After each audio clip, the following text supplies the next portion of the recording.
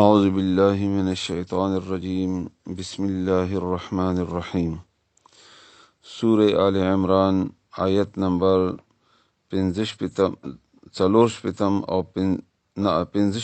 او شپږ شپیتم به انشاءالله وایو. الله تعالی د وینا او الله تعالی د قرآن کریم باندې د پوهې او د عمل کولو توفیق موږ تاسو ټولو ته راکړي. یهودو نصاراو سره بحث او د هغوی خبرو باندې ځان پویول او هغوی سره په بحث باندې قرآن کریم مسلسل موږ ته خبره کوي. دا یو ډیر عجیبه دلیل دی چې زمونږ اصل دشمنان یا زمونږ اصل بحث مباحثې او جنگ و جګړې دا اهل کتابو سره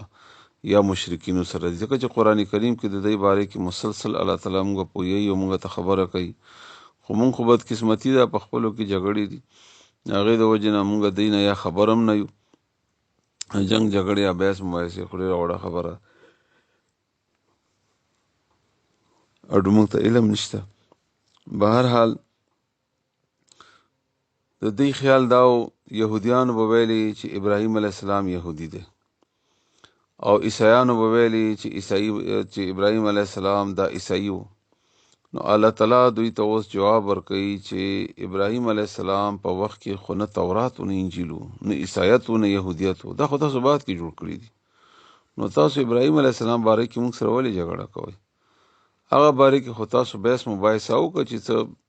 مات ګډ علم تاسو سره و د عیسی علیه السلام باره کې یا د انجیل باره کې. نو ابراهیم علیه السلام خو هغه نه ډېر پخوا دی او دوی به دا ویلې چې کنه ابراهیم علیه السلام زمونږ دی او موږ د ابراهیم علیه السلام په دین باندې یو او موږ دا دعوه کوو رسول الله صلی الله علیه وسلم او د رسول الله صلی الله علیه و آله وسلم امت چې موږ د ابراهیم علیه السلام په ملت او په دین باندې یو. بهرحال الله فرمای یا اهل الكتاب، اے اهل کتابو، یهود و نصاراو،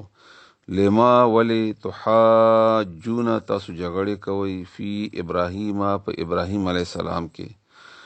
وما او نا انزلت التورات نازل کړي شوی و تورات، والانجیل او انجیل، الا مگر یعنی د ابراهیم علیه السلام په وخت کې خو نه تورات او نه انجیل و مگر وو من بعده وروسته د ابراهیم علیه السلام نه. افلا تعقلون، دومره تاسو نه پوهیږئ، تاسو کې دومره عقل نشته. اصل کې انسان چې کله په جګړې راشي یا په کج بحثي راشي، په کوږ بحث باندې یا کوږ وي یا د خپلې خبرې خامخا منولو کوشش کوي، هغه ته بیا د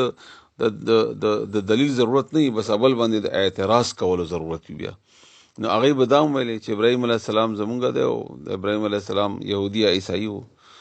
نو الله فرمایي چې ها انتم واورئ همدغه تاسو وایي، ها اولائی چې هغه خلق، ها ججتم چې جګړه مو کړله، فیما په هغه شي باره کې لکم چې تاسو سره به په هغه باندې علمون څه علم و. نو ان عیسی علیه السلام یا انجیل څه مات ګډ،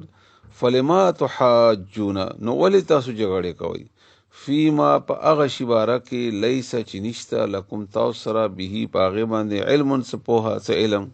یعنی تاسو د ابراهیم علیه السلام باره کې ولې بحث مباحثه کوئ؟ که مونږ کوو نو مونږ ته خو الله د ابراهیم علیه السلام باره کې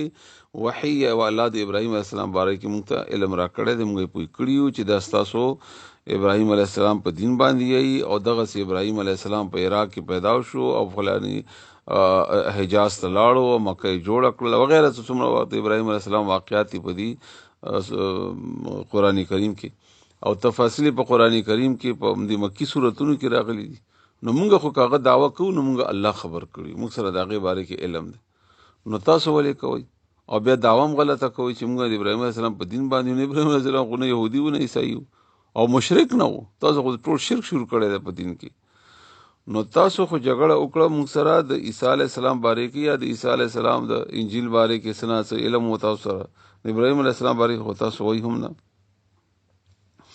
نو الله فرمایي چې دومره تاسو نه پوهیږئ چې تاسو د ابراهیم علیه السلام باره کې مونږ سره جنگ جګړه کوئ چې هغه وخت کې تاسو اډوئ نه. اوس تاسو معنی زده کوئ، انشاءالله تاسو معنی باندې پوهیږئ. الله دې مونږ تاسو په دې قرآن باندې پوهي کړي، الله دې مونږ ته آسان کړي د قرآن کریم. یا اهل الکتاب، اے اہل کتابو، لما ولی تحاجون جګړه کوي تاسو فی ابراهیم د ابراهیم علیه السلام په باره کې وما او نا انزلت نازل کړي شوی وو وما